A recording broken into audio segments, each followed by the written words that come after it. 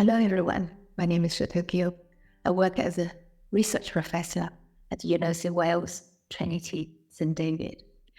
I so look forward to the Scientific and the Medical Network's 2024 conference on love, forgiveness, and compassion. What amazing themes to explore. Well, in fact, these themes have been the focus of my own research for many years. For instance, a few years back, I conducted a research that explored love in Western philosophy. It covered a whole range of materials, from the ancient Greek thoughts to early Christian philosophy, from the conception of love in the Enlightenment to postmodernist ideas. In doing so, that research really opened the whole window to a new vista of the landscape surrounding ways of loving. And these different narratives were captured in the book entitled Lest We Lose Love. This book also posed a question, for me at least. If Western philosophy throughout the ages have pointed to the sensuality of love in human existence, if our global systems have been underpinned by principles drawn mainly from the Western thought, then why is it our world seems to be so unloving? Well, this question has led me to the present research that seeks to understand the harm of dehumanization, which I call the spiritual harm. By spiritual harm, I mean the kind of harm that violates the dignity in each person as a spiritual being. And that kind of harm that severs our connection with the transcendent. When dehumanization dominates our global systems, our capacity to value, to appreciate, to care for what matters most has all been eroded. So in other words, spiritual harm inhibits love. Love oneself, love others, love the world, love the divine.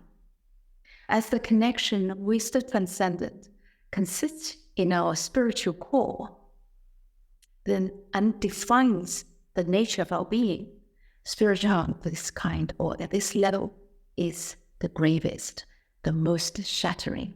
This is because when harm is experienced at the deepest level of our being, it can render life seemingly meaningless. Well, this may all sound extremely depressing. However, I promise you, during the conference on the 13th of April, in our session with two of my elders, Satish Kumar and David Cadman, I will reflect on my research on a UNESCO project aimed to address the spiritual harm of systemic dehumanization.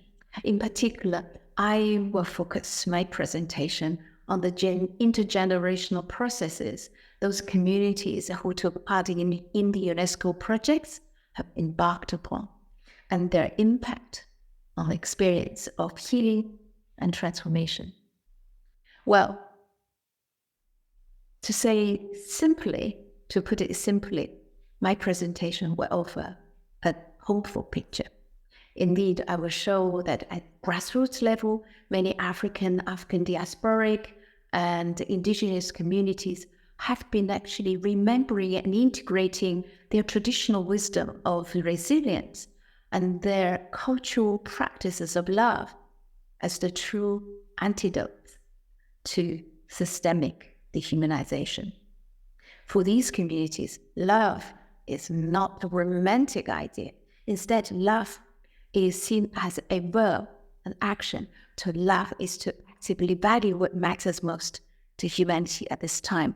To love is to enrich our interconnections, and to love is to care deeply for the co-flourishing, for our co-flourishing with nature, and care for the future generations to come. I hope this sharing on the 13th of April will invite more questions and dialogue with you on how we might go about our collective healing and restore harmony in love and through love. Thank you.